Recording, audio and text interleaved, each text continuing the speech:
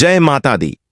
प्रिय माताओं बहनों, आप सभी को चैत्र नवरात्रि की ढेर सारी शुभकामनाएं। आज हम आप सभी को नवरात्रि व्रत की एक अलौकिक कथा का श्रवण कराने जा रहे हैं। जो भी मनुष्य इस कथा का श्रवण ध्यानपूर्वक करता है, उसके समस्त दुखों का नाश हो जाता है और उसे सुख समृद्धि की प्राप्ति होती है। मित्रों, इस बार हिंदू पंचांग के अनुसार चैत्र नवरात्रि की शुरुआत 30 मार्च से हो रही है। यह पर्व जगत कल्याण आदि शक्ति मां दुर्गा के लिए समर्पित है। इस दौरान माता रानी के सभी स्वरूपों की पूजा की जाती है।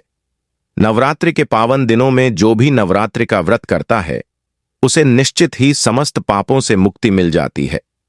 जो भी इस कथा को सच्चे मन से केवल एक बार ध्यानपूर्वक सुन लेता है, उसके सहस्त्र पाप नष्ट हो जाते हैं और माता रानी की कृपा से उसे धन धान्य और संतान सुख की प्राप्ति होती है। तो चलिए मित्रों, आपका ज्यादा समय नष्ट ना करते हुए आज की इस अलौकिक कथा को प्रारंभ करते हैं। एक शांत और दिव्य वातावरण में कैलाश पर्वत की बर्फीली चोटियों पर भगवान शिव जी गहरी समाधि में लीन बैठे थे। उनके चारों ओर शांति व्याप्त थी। केवल कभी कभार हवा के हल्के झोंकों से बर्फ की महीन परत सरसराती थी। उसी क्षण कैलाश पर्वत पर एक अद्भुत और चमकीला प्रकाश प्रकट हुआ, जिसने उस शांत वातावरण को एक नई ऊर्जा से भर दिया। हाथ में अपनी प्रिय वीणा को थामे और मुख से मधुर नारायण नारायण का जाप करते हुए देवर्षि नारद जी अपने विशिष्ट हास्य भाव और ज्ञान की जिज्ञासा से भरे हुए भगवान शिव जी की ओर धीरे धीरे बढ़ रहे थे। उनके प्रत्येक चरण स्पर्श से जहां भी उनके पैर पड़ते थे, हिम पर भी नंदनवन की मनमोहक सुगंध फैल रही थी, जिससे कैलाश का वातावरण और भी अधिक दिव्य और आनंदमय हो गया था। देवर्षि नारद जी के आगमन की मंद आहट पाकर जगत के स्वामी भगवान शिव जी ने अपनी आंखें धीरे से खोलीं। उनके चेहरे पर एक शांत और मंद मुस्कान खेल रही थी। उन्होंने देवर्षि नारद जी का स्वागत करते हुए कहा, हे नारायण भक्त, आपका कैलाश पर हार्दिक स्वागत है। कहिए, आज किस विशेष प्रयोजन से आपका कैलाश पर आगमन हुआ? अवश्य ही आप कोई अत्यंत महत्वपूर्ण समाचार लेकर आए होंगे, जो तीनों लोकों के लिए कल्याणकारी होगा। भगवान शिव जी के इन मधुर वचनों को सुनकर देवर्षि नारद जी ने अपने हाथ जोड़े और विनम्रतापूर्वक उत्तर दिया, हे कैलाशपति, आज मैं कोई सांसारिक समाचार लेकर आपके पास नहीं आया हूं, अपितु मैं तो एक अनमोल रहस्य जानने के लिए उत्सुक होकर आपके चरणों में उपस्थित हुआ हूं। फिर नारद जी ने और भी अधिक विनम्र स्वर में कहा, हे प्रभु, मैं आपके पास नवरात्रि व्रत के अद्भुत महात्म्य को सुनने के उद्देश्य से आया हूं। इन 9 दिनों में देवी दुर्गा की आराधना इतनी विशेष फलदायी क्यों होती है और इस पवित्र व्रत को करने से साधक को कौन कौन से दिव्य फल प्राप्त होते हैं? कृपया आप मुझे इन गूढ़ प्रश्नों का उत्तर देकर मेरे मन में उठ रहे संशय को दूर कीजिए, ताकि मैं इस ज्ञान को समस्त लोकों में फैला सकूं। नारद जी के ज्ञानवर्धक प्रश्नों को सुनकर भगवान भोलेनाथ के चेहरे पर एक शांत और मंद मुस्कान और गहरी हो गई। वे प्रेम पूर्वक बोले, हे ब्रह्मानंदन, आज आपने एक अत्यंत ही उत्तम प्रश्न किया है। आपके माध्यम से ही समस्त संसार को इस पवित्र व्रत का अनुपम महात्म्य पता चलेगा और लोग इसका पालन करके अपने जीवन को धन्य बना सकेंगे। इसीलिए आप पूर्ण ध्यान और एकाग्रता से सुनिए।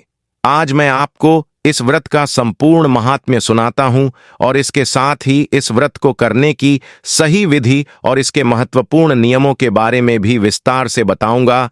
किंतु उससे पहले मैं आपको नवरात्रि व्रत की एक अत्यंत ही प्राचीन और महान कथा सुनाता हूं। जो भी मनुष्य इस कथा का श्रवण पूर्ण श्रद्धा और भक्ति भाव से करता है, उसके जीवन के समस्त पापों का नाश होता है और उस पर सदैव आदिशक्ति माता दुर्गा की कृपा दृष्टि बनी रहती है, जिससे उसे जीवन में सुख, शांति और समृद्धि की प्राप्ति होती है। तभी नारद जी ने अपनी उत्सुकता व्यक्त करते हुए कहा, हे प्रभु, कृपया आप उस पवित्र कथा को कहिए। मैं उसे अत्यंत ध्यानपूर्वक और पूरे मन से सुनूंगा और उसे सुनकर मैं समस्त लोकों में इसका प्रचार प्रसार भी करूंगा, ताकि सभी जीव इस व्रत के महत्व को जान सकें। मित्रों, भगवान शिव जी कथा सुनाते हुए कहने लगे, हे देवर्षि, बहुत बहुत प्राचीन समय की बात है। जब धरती पर धर्म और न्याय का बोलबाला था। काशी के वैभवशाली और धार्मिक राज्य में, जो अपनी उत्कृष्ट रेशमी और सूती वस्त्रों के लिए दूर दूर तक प्रसिद्ध था, कलावती नाम की एक अत्यंत ही कुशल, गुणवान और धर्मपरायण बुनकर रहती थी। कलावती का परिवार कई पीढ़ियों से राज दरबार के लिए वस्त्र बुनता आया था और उनकी कला की कुशलता और उत्कृष्टता पूरे राज्य में विख्यात थी। कलावती अपनी अद्भुत और जटिल डिजाइनों, जीवंत रंगों और असाधारण गुणवत्ता वाले कपड़ों के लिए जानी जाती थी। उसके द्वारा बुने गए वस्त्र इतने सुंदर, आकर्षक और मनमोहक होते थे कि उन्हें देखकर हर कोई मोहित हो जाता था और उनकी प्रशंसा किए बिना नहीं रह पाता था। कलावती एक गहरी धार्मिक महिला थी, जिसका हृदय मां दुर्गा के प्रति अटूट श्रद्धा, अपार करुणा और अपनी कला के प्रति गहरे प्रेम से भरा हुआ था। कलावती अपने पति, जो एक विद्वान, ज्ञानी और धार्मिक व्यक्ति थे, और अपने 2 छोटे छोटे प्यारे बच्चों के साथ एक साधारण और संतोषपूर्ण जीवन व्यतीत करती थी। उसका जीवन अपने करघे की मधुर खटर पटर की आवाज, भक्तिमय भजनों की मधुर ध्वनि और अपने परिवार के सदस्यों के स्नेह और प्रेम से हमेशा भरा हुआ रहता था। वह सुबह सूर्योदय से पहले उठती थी और शाम ढलने तक अपने करघे पर बैठी रहती थी। अपनी कुशल उंगलियों से धागों को ऐसे पिरोती थी जैसे कोई अनुभवी कलाकार अपनी तूलिका से एक सुंदर चित्र में रंग भर रहा हो। कलावती के वस्त्र केवल अपनी सुंदरता और आकर्षण में ही अद्वितीय नहीं थे, बल्कि उनमें भारतीय संस्कृति और प्राचीन परंपराओं की गहरी छाप भी स्पष्ट रूप से दिखाई देती थी। वह हमेशा नए नए और मौलिक डिजाइनों की खोज में तल्लीन रहती थी और अपनी कला को और भी अधिक उत्कृष्ट और बेहतर बनाने के लिए लगातार अथक प्रयास करती रहती थी। लेकिन पिछले कुछ समय से कलावती के शांत और सुखी जीवन में एक बड़ा और अप्रत्याशित संकट आ गया था। पूरे राज्य में एक भीषण और लंबा सूखा पड़ा था, जिसके कारण खेतों में लगी कपास की फसल पूरी तरह से बर्बाद हो गई थी। कपास, जो कलावती के उत्कृष्ट वस्त्र बनाने का सबसे महत्वपूर्ण और प्राथमिक कच्चा माल था, मिलना लगभग असंभव हो गया था, और जो थोड़ा बहुत उपलब्ध था उसकी कीमतें आसमान छू रही थीं, जिससे कलावती के लिए अपने काम को जारी रखना बहुत मुश्किल हो गया था। इसके अलावा सूखे के कारण पूरे राज्य की आर्थिक स्थिति भी बुरी तरह से चरमरा गई थी, जिसके चलते राज दरबार ने भी वस्त्रों के अपने नियमित आदेश बहुत कम कर दिए थे, जिससे कलावती की आय का मुख्य स्रोत भी बंद हो गया था। कलावती के लिए यह एक बहुत बड़ी और गंभीर परेशानी का कारण बन गया था, क्योंकि उसके पास अब पर्याप्त कच्चा माल खरीदने के लिए धन नहीं था और उसे अपने परिवार का भरण पोषण करने में भी कठिनाई हो रही थी। कलावती का परिवार आर्थिक तंगी और अभावों से बुरी तरह से जूझ रहा था और उसे अपने प्यारे बच्चों और बीमार पति के भविष्य की चिंता हर पल सता रही थी। सूखे के कारण गांव में भोजन और पीने के पानी की भी भारी कमी हो गई थी, जिससे सभी लोगों का जीवन और भी अधिक कष्टमय और दुखदायी हो गया था। कलावती का पति, जो सूखे के कारण हुए कुपोषण और कमजोरी के शिकार हो गए थे, अक्सर बीमार रहते थे और उनकी देखभाल करने में भी कलावती को अपना बहुत सारा समय और शारीरिक श्रम लगाना पड़ता था, जिससे वह अपने काम पर भी ध्यान नहीं दे पा रही थी। कलावती अपनी और अपने परिवार की सभी जरूरतों को पूरा करने के लिए हर संभव प्रयास कर रही थी, लेकिन उसे कोई भी स्पष्ट रास्ता नहीं सूझ रहा था। उसे अपनी पुश्तैनी कला के धीरे धीरे बंद होने और अपने परिवार के सदस्यों के कष्टों को देखकर बहुत अधिक दुख और निराशा होती थी, और वह मां दुर्गा से प्रार्थना करती थी कि वे उन्हें इस कठिन परिस्थिति से बाहर निकलने का मार्ग दिखाएं। ऐसे अत्यंत निराशाजनक और कठिन समय में कलावती को अपने पूर्वजों की पवित्र परंपराओं और गहरे धार्मिक विश्वासों की याद आई। उसने अपनी सास से नवरात्रि व्रत के अद्भुत महत्व और उसकी महिमा के बारे में कई बार सुना था। उसकी सास बताती थीं कि प्राचीन काल में जब भी कोई बड़ी विपत्ति या संकट आता था, तो लोग मां दुर्गा की पवित्र शरण में जाते थे और नवरात्रि के 9 दिनों में पूरे विधि विधान से उपवास और पूजा करके उनसे सहायता और मार्गदर्शन मांगते थे। कलावती को मां दुर्गा पर अटूट और गहरा विश्वास था और उसने अपने मन में दृढ़ निश्चय किया कि वह इस बार आने वाली नवरात्रि में पूरे 9 दिनों तक अत्यंत कठोर उपवास रखेगी और मां दुर्गा की पूरी श्रद्धा और भक्ति के साथ आराधना करेगी। उसे पूरा विश्वास था कि मां दुर्गा उसकी सच्ची भक्ति से अवश्य प्रसन्न होंगी और उसकी सभी परेशानियों को दूर करके उसे इस गंभीर संकट से उबारेंगी। मित्रों, भगवान शिव जी आगे कहते हैं, हे देवर्षि, नवरात्रि का पावन और पवित्र पर्व शुरू होते ही कलावती ने पूरे 9 दिनों तक अत्यंत कठोर उपवास रखा।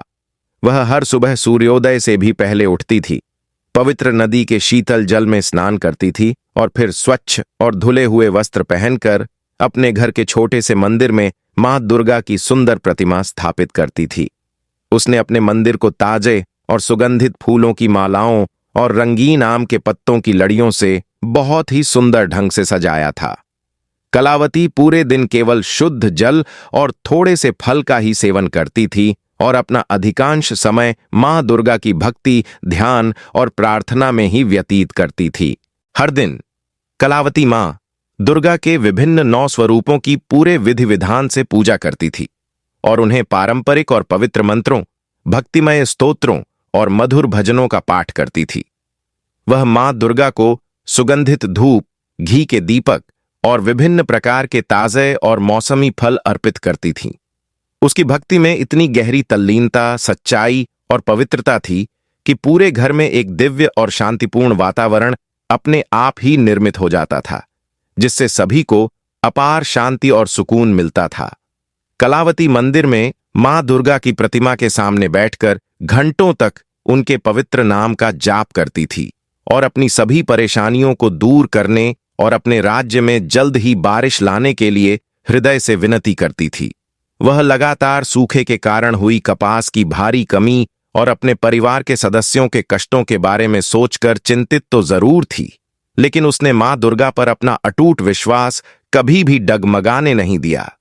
उसने अपने मन में यह दृढ़ संकल्प ले लिया था कि वह इन 9 पवित्र दिनों में पूरी तरह से मां की भक्ति में लीन रहेगी और अपनी सभी चिंताओं और दुखों को मां के पवित्र चरणों में समर्पित कर देगी, यह मानते हुए कि मां ही उसकी एकमात्र सहारा है। कलावती का पति, जो अपनी पत्नी की गहरी भक्ति और अटूट दृढ़ विश्वास को अपनी कमजोर आंखों से देख रहा था, उसे भी बहुत अधिक प्रेरणा और साहस मिला। वह जानता था कि कलावती कितनी कठिन परिस्थिति का सामना कर रही है, लेकिन फिर भी वह अपनी श्रद्धा और विश्वास को पूरी तरह से बनाए हुए है। वह भी अपनी शारीरिक शक्ति के अनुसार कलावती का पूरा साथ देता था और उसे हमेशा ढाढ़स बंधाता था, मां दुर्गा पर भरोसा रखने की सलाह देता था और उसे उम्मीद दिलाता था कि सब कुछ जल्द ही ठीक हो जाएगा। कलावती के छोटे छोटे प्यारे बच्चे भी अपनी मां की गहरी भक्ति को देखकर शांत और संयमित रहते थे और वे भी अपनी मां के साथ मिलकर मां दुर्गा से प्रार्थना करते थे कि वे उनकी सभी परेशानियों को दूर करें।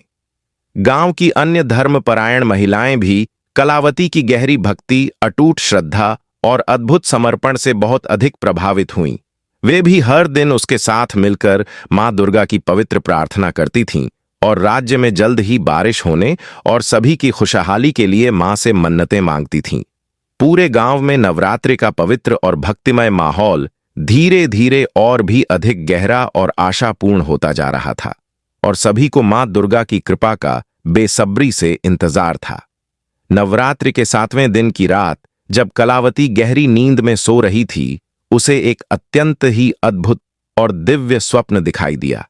उसने देखा कि मां दुर्गा स्वयं एक दिव्य, तेजस्वी और करुणामयी रूप में उसके सामने प्रकट हुईं।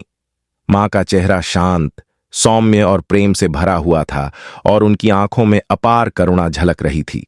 उनके हाथों में एक सुंदर मिट्टी का पात्र था जो अद्भुत, रंगीन और सुगंधित कपास के फूलों से पूरी तरह से भरा हुआ था। मां दुर्गा ने कलावती की ओर अत्यंत स्नेह और प्रेम से देखा और अपनी मधुर और दिव्य वाणी में कहा, हे मेरी प्रिय पुत्री, मैं तुम्हारी सच्ची भक्ति, निष्ठा और तुम्हारी कठिन तपस्या से अत्यंत ही प्रसन्न हुई हूं।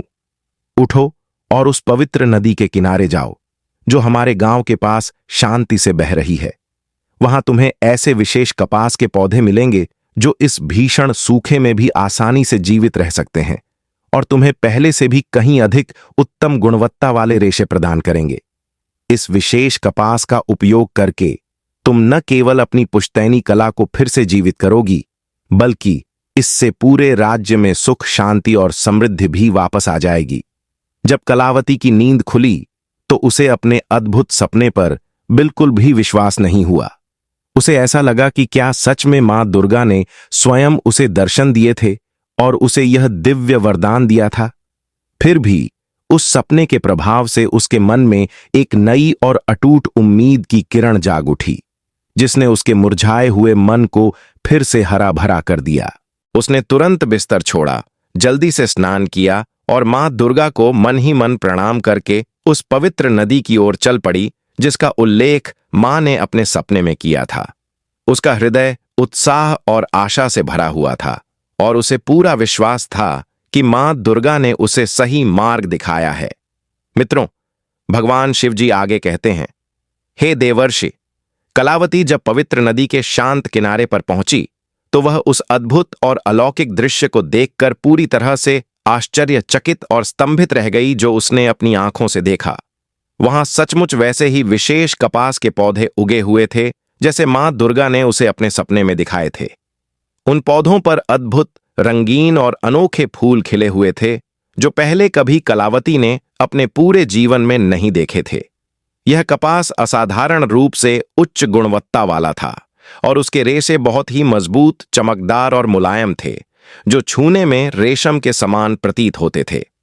कलावती ने तुरंत उन अद्भुत और दिव्य कपास के फूलों को सावधानीपूर्वक इकट्ठा करना शुरू कर दिया। उसे ऐसा लग रहा था जैसे स्वयं मां दुर्गा अदृश्य रूप से उसकी मदद कर रही हों और उसे सही दिशा दिखा रही हों।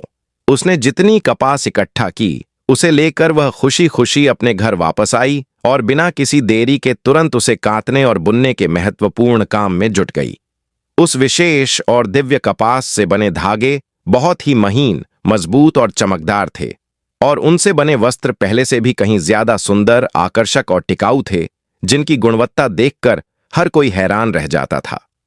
कलावती ने उन अद्भुत और अद्वितीय वस्त्रों को लेकर सीधे राज दरबार में प्रस्तुत किया। राजा और रानी उन वस्त्रों की असाधारण सुंदरता, उत्कृष्ट गुणवत्ता और मनमोहक कारीगरी देखकर पूरी तरह से मंत्रमुग्ध और अभिभूत हो गए।